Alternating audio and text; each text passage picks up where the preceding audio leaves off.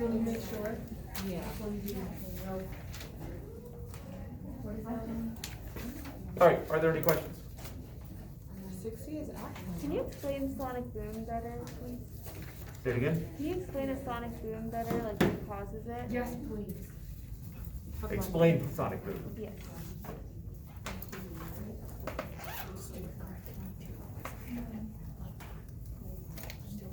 The first principle when dealing with sonic boom is the idea of constructive interference.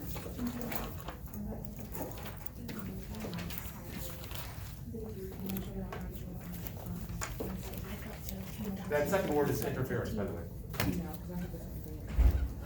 That, and we demonstrated this out in the hallway.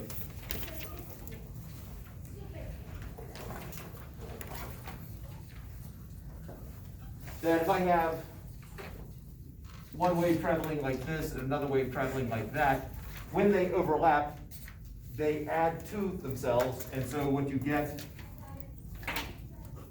is that when they completely overlap, you get something that's bigger than either of the waves to start with.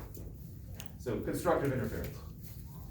Now, in the transverse wave, what we demonstrated out there, you can physically see the fact that the wave gets bigger.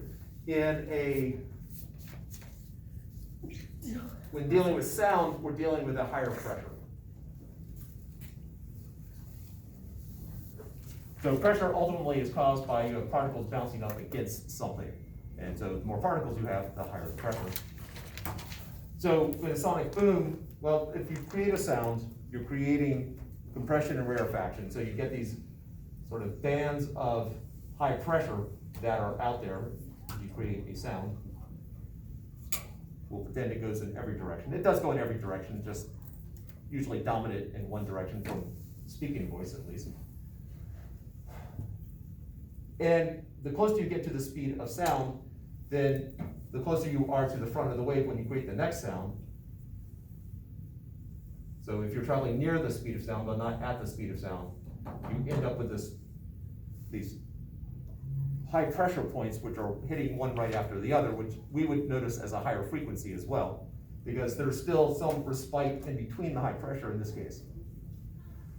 In the case of a sonic boom, you're now traveling faster than the speed of sound, so you create a sound wave, and then you create another sound wave outside of the first pressure wave, and then you'll create another sound outside the next pressure wave, and you end up with these areas here. You end up with these overlapping pressure waves, massive constructive interference. Now, because sounds generally are emitted more than once a second, or once whatever this would imply, if you're emitting the sound of 440 hertz, that's 440 pressure waves every second. And so if I can travel faster than that, then that's a whole lot of pressure waves building up on top of each other, and that's what is the sonic boom. And in the case of the whip cracking, that as the tip of the whip is going through the air, it basically is pushing air out of the way. And I mean, you basically hear a swishing sound as it goes through the air. I mean, you can do it with a meter stick. So it's creating pressure waves, it's creating sound as it goes out, and by traveling faster than the speed of sound, basically it starts pushing air molecules.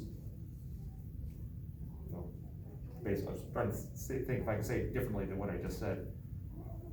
So as air is pushed out of the way by at one point, you get other air pushed out of the way, basically overlapping it because they're traveling faster than sound. I was hoping to avoid that expression one more time, but.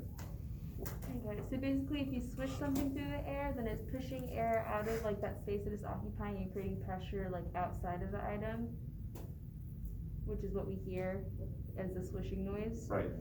And then when you go faster than the speed of sound, it's because you're doing that so much that like the pressure grows very large to the point where it's faster than the speed of sound. Yeah, the sound grows louder. I mean, it's an instant. If I just, at my normal voice right here, if I just overlapped it with the same volume of voice, it would be twice as loud.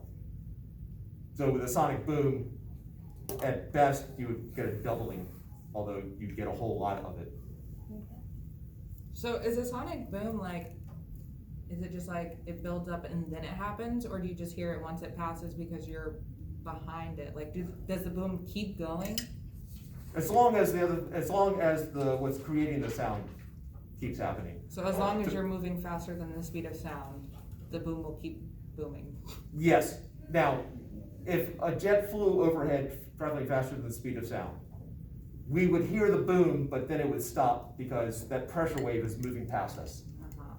But if somebody was standing like a mile away, they would hear it however long it took for it to get to that point? Right. Okay, You know, a second or two later. okay. I see what you're saying.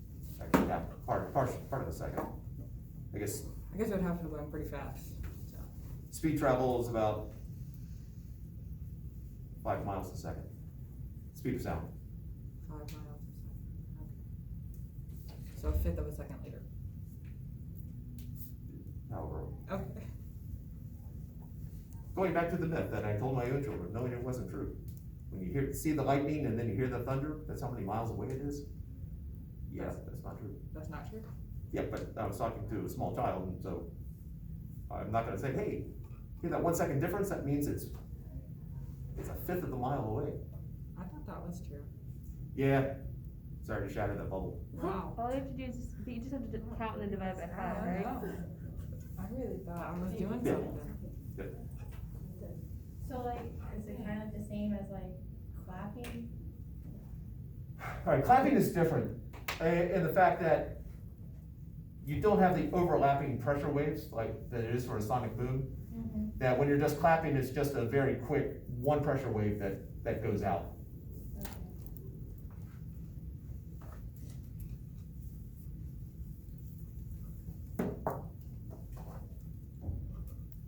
Could we go over 8 from masters at 19 through 21? What was 8? I have no idea. I don't even know where it is. Just Well, felt I like a have good a number. spreader. It's the one that I showed you. What? It's the one that I just showed you. Oh, the tube. That was that thing. Yeah, the Yes. water. Here you go. Wait, no, that's not 8. Oh wait, no, that is. Oh, never eight Eight mind. is is the the two spring vibrator. fixes. 8 or 14, the same problem. Sorry. Yeah. All right, so you still want 8. Yes. Okay.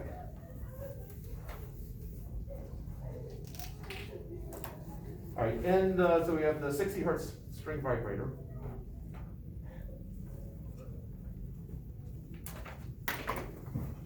And by the way, I did figure out how to change the frequency of those. Oh. Because I think before I was asked and I didn't know how to do it, but Yeah, I you figured just it out said during that somebody's test. the outlet put out whatever it put out. Yeah, we have something that can change that. And I Oh. figured out how to plug the string vibrator into the other device.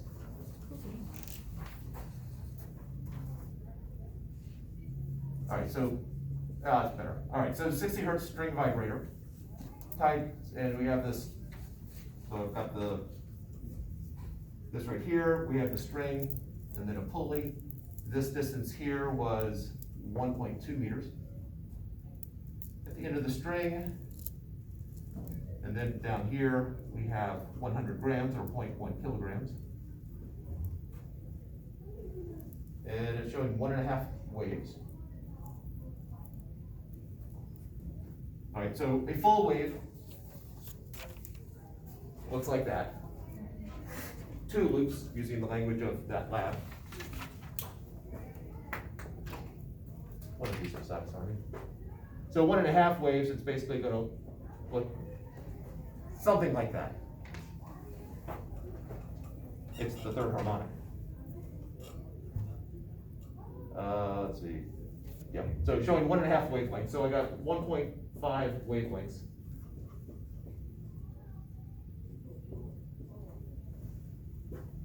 And what is the period of the wave? Well, that just goes down to the period is 1 over the frequency. And I gave you the frequency. So 1 over 60. And the units of period would be seconds. The tension in the string is based upon this right here. Again, it does assume that you've done that lab, or at least seen a demonstration of it. So we have the mass that's hanging right here creating tension in the string. We assume that this is in equilibrium, so the weight of it equals the tension. And so the tension should equal the hanging weight, which is 0.1 times, in the lab, 9.798. In a test problem, 9.8. And you end up with 0.98 newtons. That's the tension. Wavelength of the wave. Well, I got 1.2 meters, and I'm showing 1.5 wavelengths over 1.2 meters. So if I want to know the wavelength, well, I just take that length right there and divide by how many waves it's displaying. So it's 1.2 meters over 1.5 wavelengths. And so that ends up being 0.8 meters. What is the speed of the wave? Well, I have two different formulas for speed. I have frequency times wavelength, and then for something traveling along in a one-dimensional medium, like a string, I have tension over the linear density. Since we know the frequency and we know the wavelength, that's probably the simplest one to do right now. I don't know this, matter of fact, I think that's the last question. Yep. So I multiply these together, so that was 60 times 0.8, or 48 meters per second. And then linear density, I now use this formula over here. I know the tension that was already asked. And so I have 48 is equal to the square root of, I guess, 0.98 over mu. And so the math problem, 48 is the square root of 0.98 over, that's the math problem. And square both sides. Whatever 48 squared is. Equals 0.98 over your unknown. I got two fractions equal to each other. I can move them across the diagonal.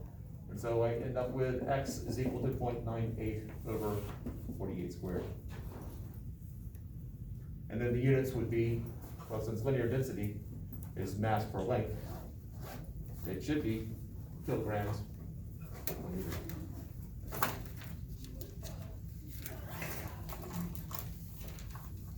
Now, I just ran right through that. That was just my mental state at that moment. Anyone want to ask questions for any part along the way? Because I don't think I've erased anything yet. So you said to use the square root of ft over nu when you have a linear? Right. One dimensional. One. So if I have, well, what's an example of a non-one-dimensional problem? Because I was running into that problem on my master set of when to use which of those two formulas. All right, so this is going to be true for any wave with a frequency and a wavelength. Okay. So if I have something that's just vibrating up and down, this is always going to work. Okay. This only works if I've got, something long and skinny that is going up and down. Okay, and I can differentiate the two based on what the problem gives me, essentially? Yeah, essentially. Okay. This one also, we have used this only within the context of the string vibrator. Mm-hmm.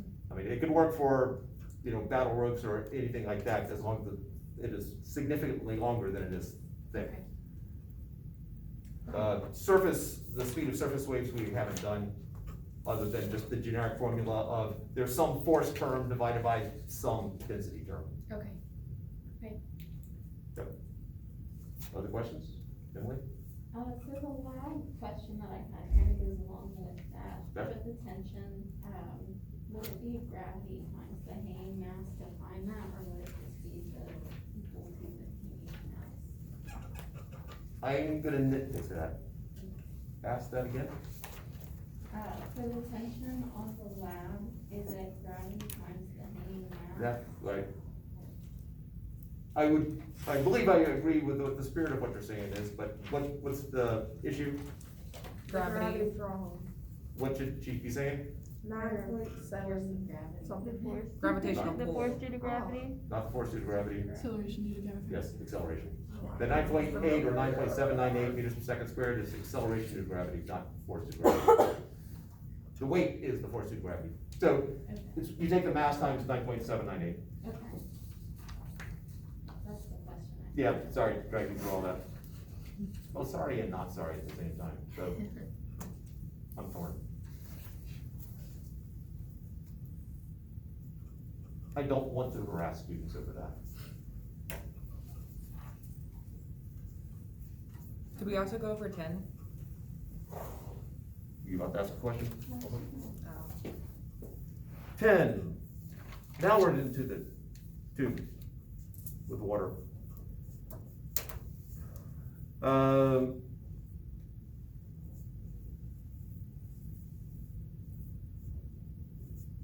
right, so the third harmonic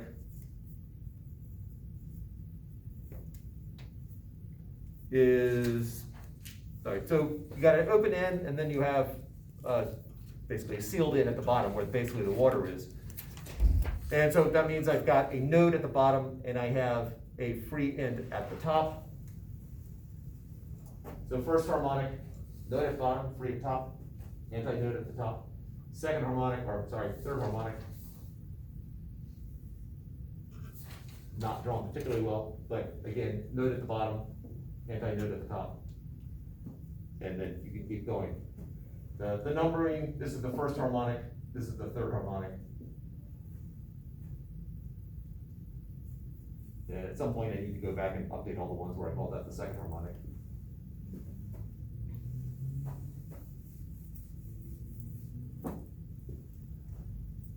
And so that's where we're starting. Let's see, second harmonic, should be third harmonic, is heard when the water column in the tube is 0.8 meters tall, so I've got tube of water. This is H2O, and this is 0.8 meters. And then I have an air column of 0.37 meters.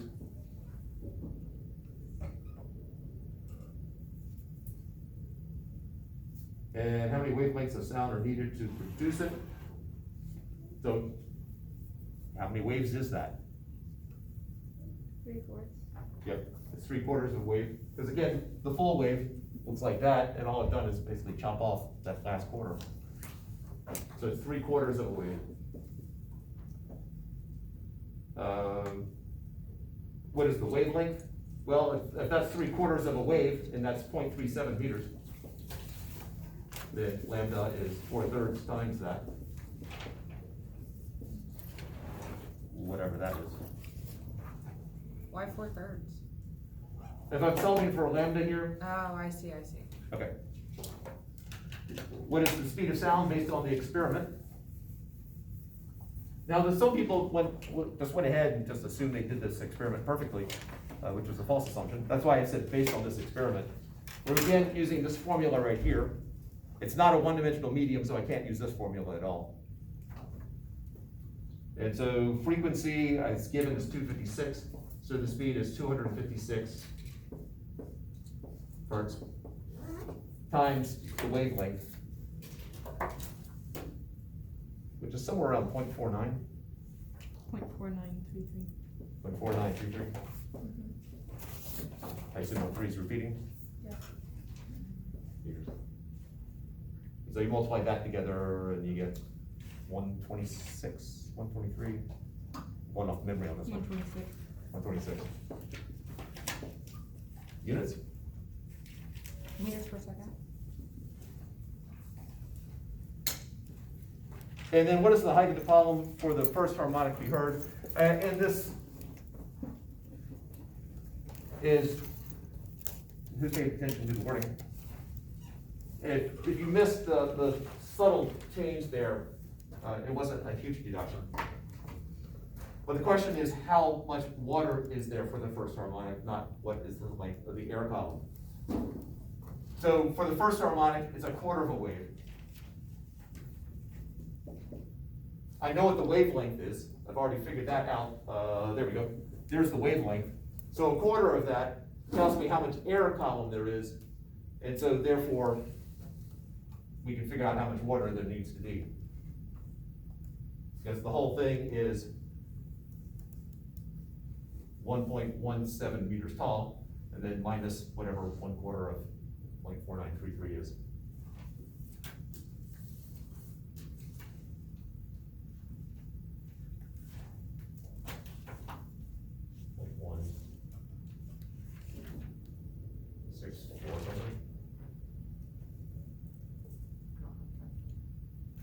What did you want me to do?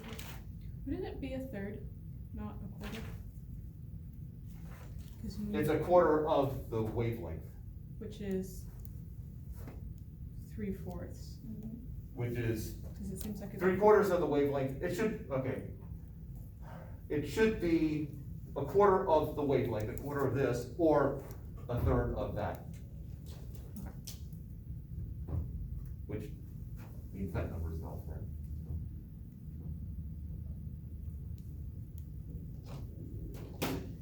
It's 0.12325.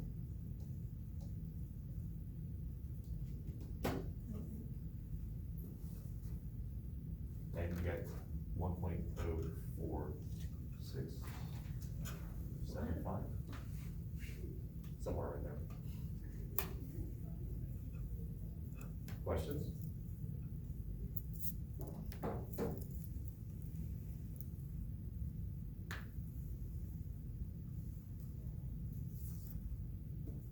Other questions? Can you do another one? Another? No, do another one, because I didn't understand that. Oh, do another No, I water tube one? Yeah. I ran out of blood. I'm like, wow.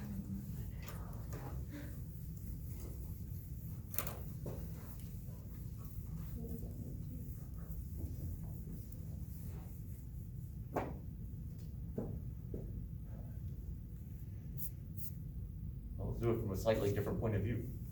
What does the turning fork add to it? When it says turning fork is vibrating over a long vertical tube partially filled with water, what It- does that